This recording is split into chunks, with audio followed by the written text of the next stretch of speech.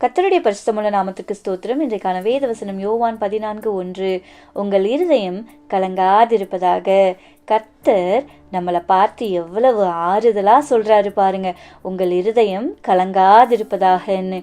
கலக்கம் என்று வரும்போது ஏதேதோ காரியங்களுக்கு, தேவையற்ற காரியங்களுக்கு நம்முடைய இருதயம் கலங்கி கொண்டே இருக்கும். கலக்கம் என்று சொன்னால் ஒரு பயம். எந்த இடத்தில் பயம் இருக்கிறதோ அந்த இடத்தில் கலக்கம் இருக்கும்.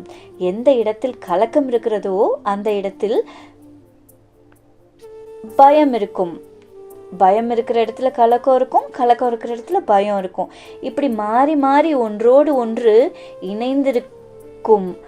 நம்முடைய இருதயம் ஏதோ ஒரு காரியத்தை குறித்து ஒரு பதட்டம், ஒரு கலக்கம். ஐயோ என் எதிர்காலம், ஐயோ என்னுடைய வாழ்க்கை, ஐயோ என்னுடைய திட்டங்கள் எதுவும் வாய்க்கலையே, எதுவும் நடக்கலையே என்று சொல்லி நம்முடைய வாழ்க்கையில பல காரியங்களை குறித்து நிலையான ஒரு ரீதி இல்லாமல் கலங்கி கொண்டே இருக்கிற ஒரு இருதயமாய் இருக்கலாம். எதற்கெடுத்தாலும் ஒரு குழப்பம், எதற்கெடுத்தாலும் பிரச்சனைகள், எதற்கெடுத்தாலும் போராட்டங்களாகவே இருக்கலாம்.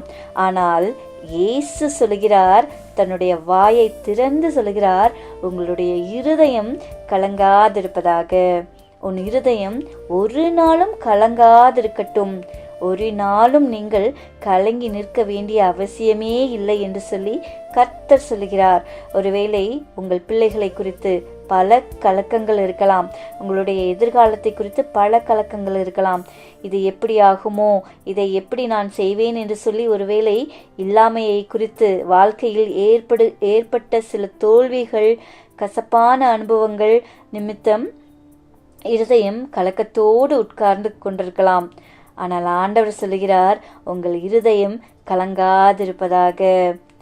ஏன் நம்முடைய இருதயம் கலங்காதிருக்க வேண்டும் என்று சொன்னால், யோவான் 14:18 சொல்கிறது, நான் உங்களை திக்கற்றவர்களாக விடேன் என்று சொல்லி.